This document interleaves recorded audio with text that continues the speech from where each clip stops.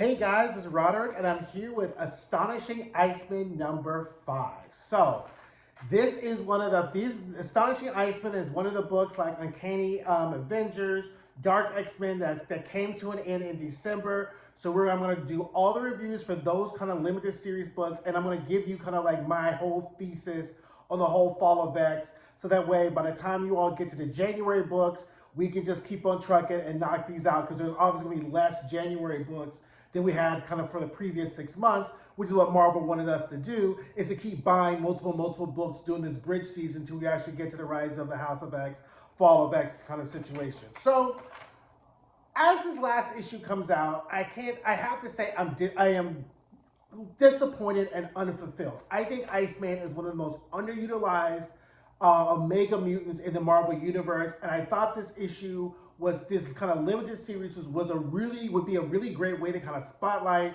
the great intersection of having one of the original founding members of the X-Men, an Omega level mutant, openly gay character, and a setup that really had the potential. And the book just didn't hit. Like, they went in the kind of camp angle, kind of like, it really felt kind of like a kind of old-timey Spider-Man type of feel, like very goofy, very offbeat, even though the stakes, of course, were very high, even though you did have a gay relationship, even though you did have a lot of action. It's almost like a cake, and like there's a recipe and somebody just kind of messed it up along the way. You don't know whether you didn't melt your butter right, whether or not your milk wasn't cold enough. Like, it just didn't sit well, right? So that's how I left it. Like, I enjoyed it. I bought all 5 issues. I reviewed it. But at the end, I was just kind of like, because as I kind of posted, I figured out the ending of this book when they did the promo for the Rise of House of X, Fall of X. So I kind of had surmised based upon the poster with all the mutants on it, there were 3 mutants that are missing. And based upon the course of events that are occurring, those 3 mutants are Beast, Warren, and Bobby. Those 3 are not in the poster, right? Which means that those 3 are probably going to die. And if you've been watching watch my videos on the Dark X-Men, we know that Warren's already dead, right? So then I surmised, okay, then they're probably going to end up killing off Bobby. And then if you've been reading X-Force, my reviews with X-Force, that they're probably never going to end up killing off Beast too, because he's been on some bullshit for a very, very long time, and he's about to get his ticket punched anyway. So go ahead and get ready for my X-Force review with that. So anyway, and then also my other problem with the book is that, which kind of left that bad taste in my mouth, is that Bobby does some very uncharacteristically kind of illogical things to achieve the goals he's trying to achieve, right? So first one is, if Bobby reforms back in Antarctica and he's only able to come back and reform himself for a few seconds, instead of him trying to be Captain Save-A-Ho around the world, wouldn't your best effort be try to see somebody who can help you stay stable long enough? Like, why wouldn't you go try to find Tony Stark? Why wouldn't you try to find Reed Richards? Why wouldn't you try to find Black Panther? Why wouldn't you even try to fuck around with Beast? Like, him and Beast would be cool. Like, there were things that Bobby could have done besides sitting in his castle, fool-la-la-ing and fucking Romeo, and then being Captain Save-A-Ho that could have elongated his ability to stay whole, right? And we didn't see him do any of that. In this whole Marvel universe, Bobby reached out for help from no one. Not Emma, not Tony, not Reed, none of the X-Men in the tunnels, nobody, right? At some point, he could have why didn't he just turn to a mist and go see Scott and find out what was going on? Why? Like, there are people, there are places and things he could have been doing instead of doing these small heroic acts to make sure he stayed alive to do a larger heroic act. And it just didn't make sense because that doesn't seem the logical choice to go, right? By trying to kind of throw Stasis off balance and let them know you're alive, he just could have stayed kind of quasi under the radar until he got corporeal again, and then he could have done some major damage. It ends up being 6 or half dozen at the end, but I think, like all art, the choice was the former and not the latter. I would have preferred the former. I think that would have been a better 5-issue run with the first issue with Bobby trying to go seek help. Either they say they can help him or they can't. He decides to go try something else. Fuck, you could have fucked around and saw Scarlet Witch or Doctor Strange. Like, there are tons of people in this Marvel universe he could have figured out and go see instead of with knockoff Captain America, fucking around with Spider-Man, all this shit. Like, there were other people he could have seen that could have helped him stay corporeal, right? And then at the end, because of that, then why fight Cleaner by yourself, right? So anyway, those are kind of like my thoughts about it. Let's just get into the issue, okay? So we sure starts off, it's an hour before Bobby arrives, and we see the Cleaner has shown up. Him and Romeo are fighting, but Romeo really doesn't stand a chance because the Cleaner has now modified himself to be like super, the Iceman killer, right? now we get to the real, like we get to the real fight, right? And then Clean reveals that one of the Y-Men in issue 3, LoJack, is how how Orcus was able to find him. So I guess there's the mutant who's actually like a LoJack who could trace him. And then when Bobby saved him, he shook his hand. And he was really a plant for Orcus and for Clean. That's how Clean was able to find him. And this whole discussion about Bobby having a warm heart and how caring for people like really kind of like makes you like weak. That whole shit, whatever, right? So the fight begins. Clean uses modifications, cuts off Bobby's arm, cuts off Bobby's leg. Back then, Orcus at the Bloom is trying to track Clean in this fight, but the screens have gone blank. They can't really figure out where he is because he's inside this. He's deep in Antarctica in a whole ice palace, right? So they're like Apple iPhone Find Your Friends, Orcus version ain't really working on Clean. But Pequod has really put all his chips on the table on betting on Clean, right? So then back in Antarctica, Bobby reforms his arms, he reforms his legs, and then Romeo and Bobby knock him off balance. Bobby tries to get Romeo to leave. Romeo doesn't want to leave. Bobby opens up the floor. Romeo falls through the escape hatch, right?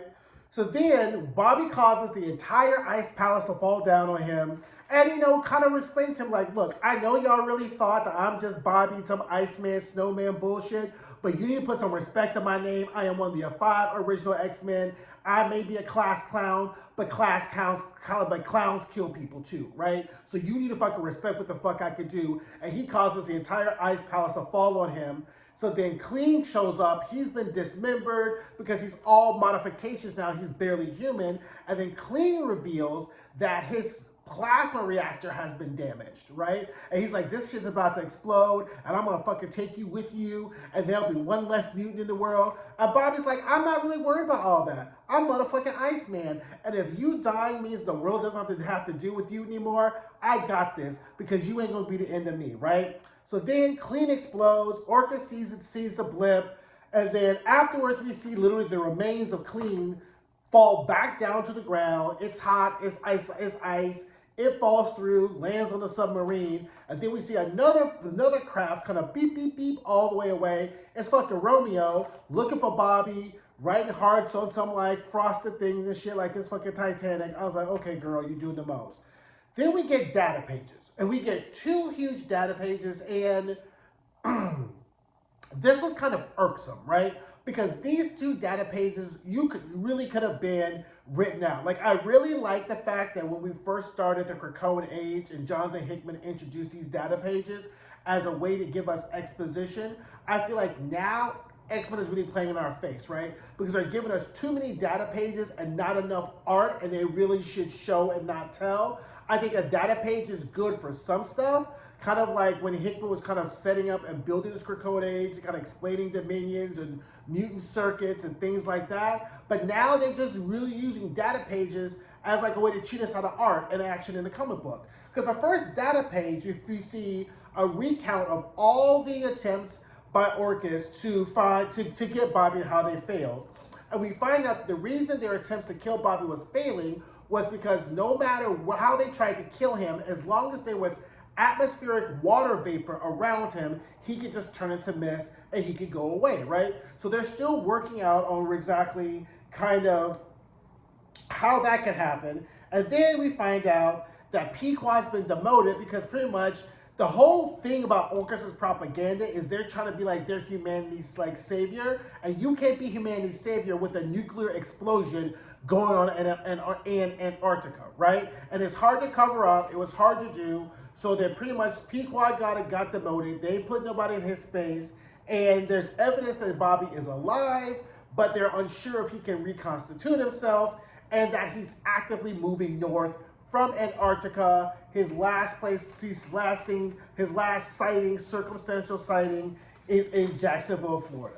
So then we get another cut to Romeo, who I guess we don't know how long Bobby's been gone, but he didn't find him a new fuck buddy who's laid up in his house. And then he's like getting off of his post-coital, like whatever, his like potty shorts and coffee. And then we see you soon, heart Bobby, right? And that's how the issue ends. So, I mean, it's cute, it's fun, it's light. I get that when you have all these different books, you're trying to tonally make them all different. You can't make them all the same. And for a book, for the character of Iceman that is very light, that is very funny, you really would seem kind of uncharacteristic to have like a super dark, morbid book, something kind of like the way they try to do with like Dark X-Men. But it just was like, okay, cool. We know Bobby's dead. We don't know how Bobby's going to become alive. Why? The 5 who could bring people back to life are in the white hot room, right? So Bobby can't come back anytime soon until the 5 get out of the white hot room, and we don't know when that's going to be, right? Because that's the only way Bobby can get back alive at this point, right? So anyway, that is Astonishing Astonishing Iceman #5. Let me know your thoughts on this. Like I said, I'm not trying to act like I always have the market cornered on my opinions on comic books. That's like I said, I read them a couple of times. That's why I say I read them on different days, because they may catch me and I may be feeling some type of way on one day and not feel that type of way on the other day. But having read this book a couple of times and then getting on the review, you know, like, did this book give me any more new information that I needed after the Hellfire Gala? No, right? Did the world need an Iceman book? Yes. And then kind of, you know, so it creates a wash. There you go. So don't forget to like, don't forget to comment, don't forget to subscribe, and I'll see you guys soon. Bye.